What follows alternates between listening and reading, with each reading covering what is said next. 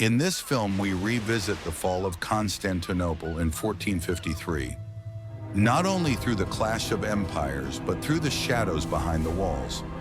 From cannon fire to court intrigue, we follow the final hours of Byzantium and the betrayal that may have sealed its fate.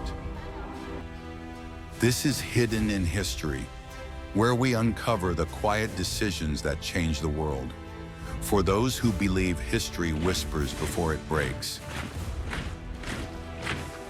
In the spring of 1453, Constantinople stood alone. A city that once ruled empires, now choked by silence and fear.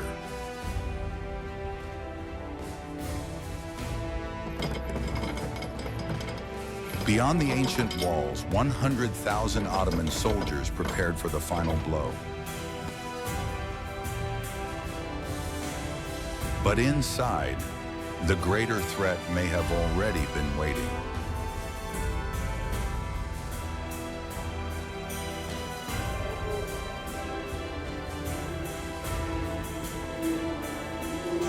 On the city's battered ramparts stood Emperor Constantine XI, last ruler of the Eastern Roman Empire.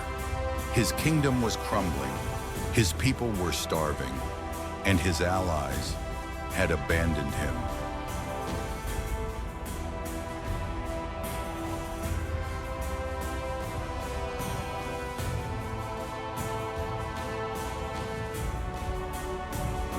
But he believed in one thing above all: loyalty, especially from the man standing beside him, his Grand Duke, Loukas Notaras.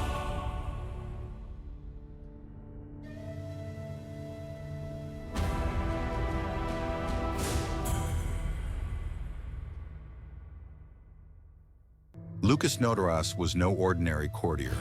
He was the second most powerful man in the empire, wealthy, cunning, respected.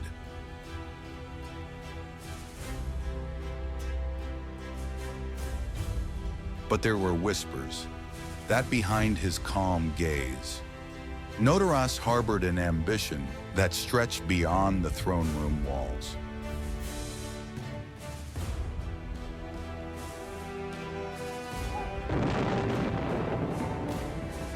As Ottoman cannons shook the earth, the emperor begged Catholic Europe for aid.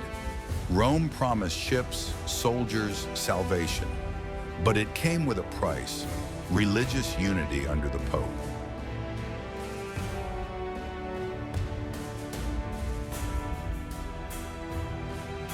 Constantine agreed. Notaras did not. He spoke a single sentence that echoed through the centuries: better the Sultan's turban than the Pope's tiara.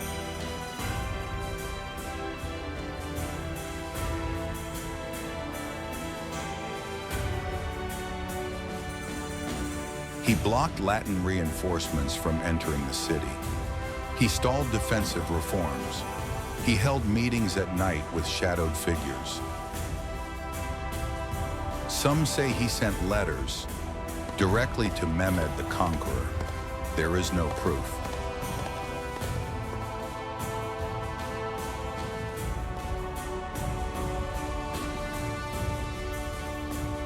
But the timing, suspicious.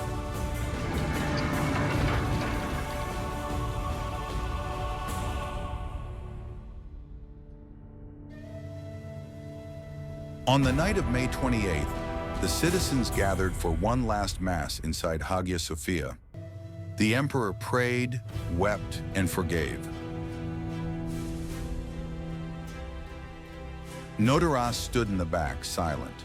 He did not kneel. He did not speak. He watched.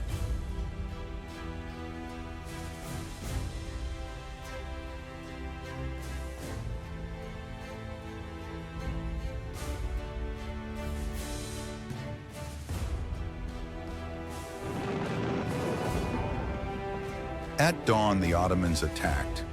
They struck at the weakest section of the wall, just where defenses had been mysteriously neglected.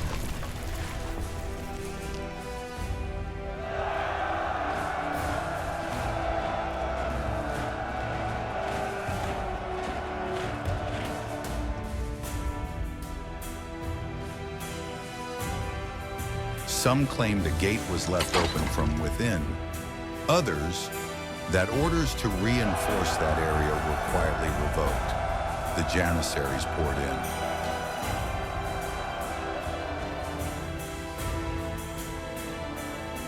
Constantine removed his crown and charged into the chaos. Sword in hand, he fought beside his guards until the end.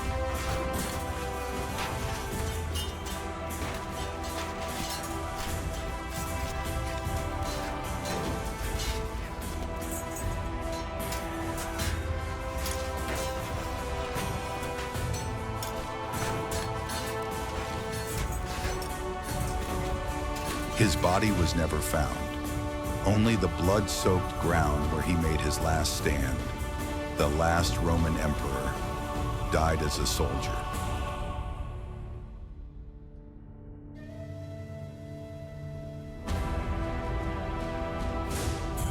Meanwhile, Notaras was captured.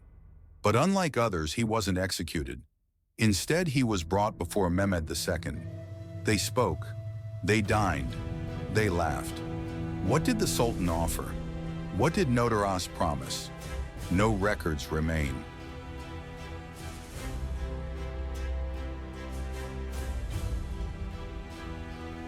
And then, suddenly, Mehmed ordered his death. No trial, no warning. Some say Notaras insulted him. Others believe he had served his purpose and knew too much.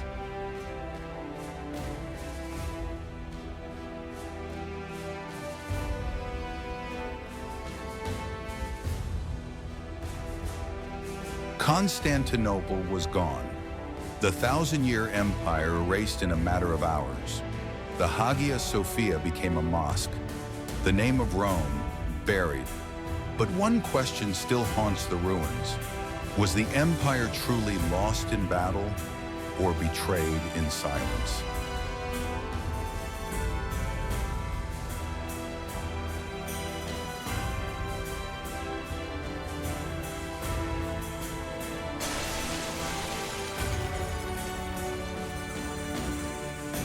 Loukas Notaras, hero or traitor, defender or collaborator. Perhaps we will never know, but history rarely falls in a single moment. Sometimes it collapses in the quiet decisions of powerful men, men like Notaras. If you enjoyed this video, please don't forget to like it and subscribe the channel. This will help us to create more videos.